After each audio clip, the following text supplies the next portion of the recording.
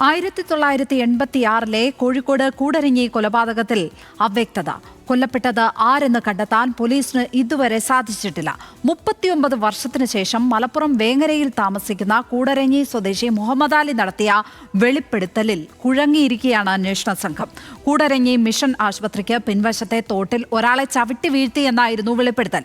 അപകട മരണമെന്ന് കരുതി police അവസാനിപ്പിച്ച case അന്വേഷണമാണ് മുഹമ്മദ് അലിയുടെ വെളിപ്പെടുത്തലോടെ പുനരാരംഭിച്ചത്. മുഹമ്മദ് അലി നിലവിൽ റിമാൻഡിലാണ്.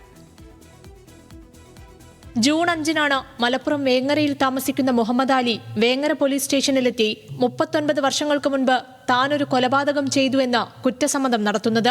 1986 നവംബറിൽ കോഴിക്കോട് കൂടരഞ്ഞിയിലെ മിഷൻ ആശുപത്രിക്ക് പിൻവശത്തെ തോട്ടിൽ 14 വയസ്സുള്ള തന്നെ ഉപദ്രവിക്കാൻ ശ്രമിച്ചയാളെ ചവിട്ടി വീഴ്ത്തി കൊലപ്പെടുത്തിയെന്നായിരുന്നു വെളിപ്പെടുത്തലിന്റെ അടിസ്ഥാനത്തിൽ പോലീസ് നടത്തിയ അന്വേഷണത്തിൽ വർഷങ്ങൾക്ക് മുൻപ് 20 വയസ്സ് പ്രായം തോന്നിക്കുന്ന ഒരു യുവാവിന്റെ മൃതദേഹം കണ്ടെത്തിയിരുന്നതായി അറിഞ്ഞു. എന്നാൽ അന്നും ഇന്നും മരിച്ചതാര് എന്നതിലെ അവ്യക്തത തുടരുകയാണ്.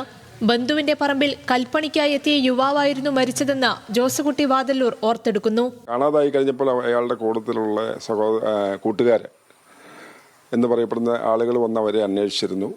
അപ്പോൾ അവർ വന്ന് ഇവിടെയെല്ലാം തിരഞ്ഞ് അന്വേഷിച്ചിട്ട് കാണാതെ അവർ തിരിച്ചു പോയി എന്നാണ് നമ്മൾ കേട്ടത്.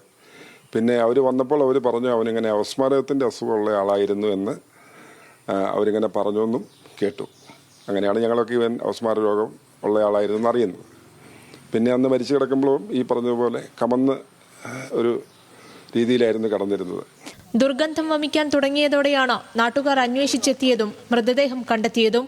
നടന്നു പോകുന്നുണ്ട്, ആ കൂട്ടം ഞാനും കൂടെ നടന്നു പോകുന്നു. ഒരാൾ മരിച്ചിട്ട് നടന്നു പോകുന്നു.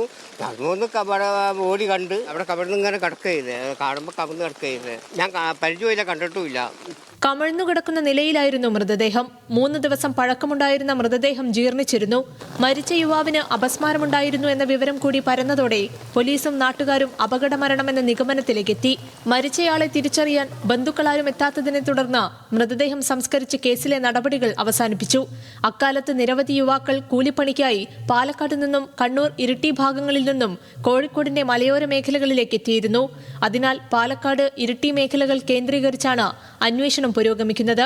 വിവരശേഖരണത്തിന്റെ ഭാഗമായി അന്വേഷണ സംഘം കൂടരഞ്ഞിയിലെത്തി 100-ലധികം ആളുകളുടെ മൊഴി രേഖപ്പെടുത്തിയിരുന്നു. RDO ഓഫീസിലെ പഴയ ഫയലുകളും അന്വേഷണ സംഘം പരിശോധിക്കുന്നുണ്ട്. വേങ്ങരയിൽ നിന്നും തിരുവമ്പാടി സ്റ്റേഷനിലേക്ക് കൈമാറ്റം ചെയ്ത കേസ് ഇപ്പോൾ തിരുവമ്പാടി പോലീസാണ് അന്വേഷിക്കുന്നത്.